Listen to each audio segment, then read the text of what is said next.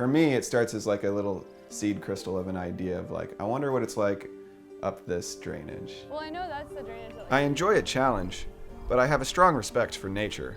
I don't venture out into the wilderness unless I know I'll be able to come back safely and leave the backcountry as pristine as I found it.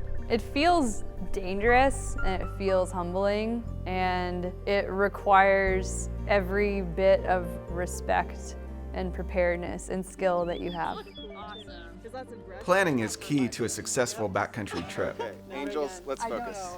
I A lot of getting psyched for a trip for me is just poring over the maps and wondering to myself, what's that going to look like? Here, there's a really cool waterfall, although that would be a longer hike. Mm-hmm. I have a feeling that we're going to be limited to an area that's about like this. Yeah. We need to figure out a route, and since there are no trails or signs in Denali, it's up to us to determine where to go and how to get there. This is like a really awesome canyon. Nobody tells you what to expect, and you've got to figure it out. And that's what makes it so rewarding too. Doesn't water fall out? Looks pretty tight right there. Yeah. Without trails, our progress will be slower, so we need to be careful not to be too ambitious with our route selection. You come up on top and then walk the tundra down. Even if you plan a pretty straightforward trip, things can happen. Steep scree slopes. As we plan our route, we discuss possible backup options in case we need to make a last-minute change. It's heartbreaking sometimes when you're out there and you're so excited because you're a couple miles from camp and it's going to be awesome, and then there's a bear right where you are going to camp and you can't camp there. Here, wait for a few minutes, people. As you can see with the rivers, they're going to open up and be more. When we get our permit at the Backcountry Information Center, the rangers help us mark out areas we need to avoid. Do they waterfall at all? This one. That one does? Yeah, that's the huge waterfall. You're going to have these medial and lateral moraine strips. Marking the map with unit boundaries and wildlife closures is vital for following our permit and for avoiding sensitive wildlife areas like nests, dens, or feeding sites. So I'm just trying to figure out. Wildlife closure. At Denali, rangers don't watch for overdue hikers, so we always make sure that somebody outside the group knows our plan and will contact the Park Service if we're missing. It's got a hint of yellow. After this, how are we splitting it up? Do you want to carry the bear can? Now that we have a plan, we divide up gear and get packing. I can take a first aid kit. I'll take Do fuel you want to if take you the take cook pots and set pans. Yeah. with the stove? Making it into a ritual, developing a method is really important. Meds, chapstick, trowel. With so many things to plan for, it's easy to forget something.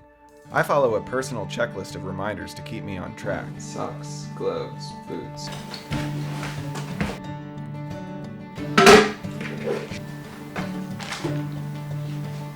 To be ready for the Denali wilderness, I bring gear that will prepare me for a variety of situations. Yeah, you have to be ready for anything. It's just an air mattress. So these are the boots I take out. I always take sturdy boots and trekking poles to keep me stable during river crossings and on rough terrain. Really important for being able to get across a river safely. And I've got a little bit of duct tape here. A GPS, it has gotten me out of some sticky situations. I really like having gaiters. If I'm going through water that's not really deep, these will keep water out of my boots. My cook set, my water filter, and also some backup chlorine droplets. My clothes. If I'm starting a trip under blue skies, I'm gonna get rained on. I'm sure of it. When preparing for weather, I follow a few basic rules. 1. Layer up. I pack multiple layers of clothing that I can put on or take off according to my activity level and the current weather conditions. Of course, some good rain gear. 2. Choose clothing material wisely. I pack clothes made of moisture-wicking synthetic fabrics or wool, which will keep me warm even if they are wet. My thermal layers. I avoid cotton because when it gets wet, it retains moisture and doesn't provide the insulation I need. This stuff sack itself is not waterproof, so I'll wrap a big plastic bag around it. Waterproof everything.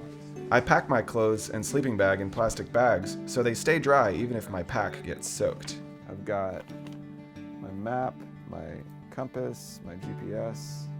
If something goes wrong, we have to be prepared to rescue ourselves. I always bring an emergency kit with first aid supplies, signaling devices, and survival gear. I've got a lot of different medications, second skin for blisters, bandages, these steri strips, rolled gauze, an emergency blanket, signal mirror, maybe on your compass, waterproof matches, a headlamp, a flare, Food is next on my list. So, yogurt-covered raisins.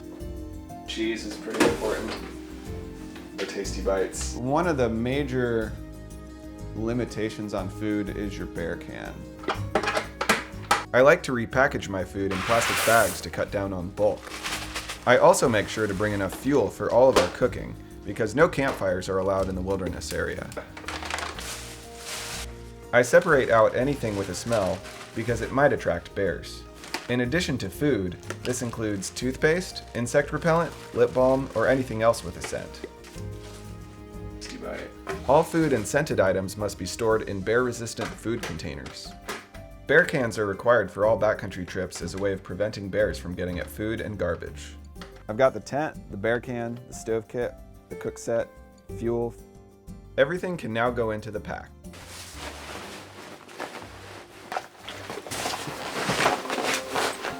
All right. What lies ahead is still a mystery, but thanks to thorough planning and packing, I feel confident about exploring the Denali Wilderness. This is really hard, but he says once you get up a little further, it's really fast. It's never old. It never gets old.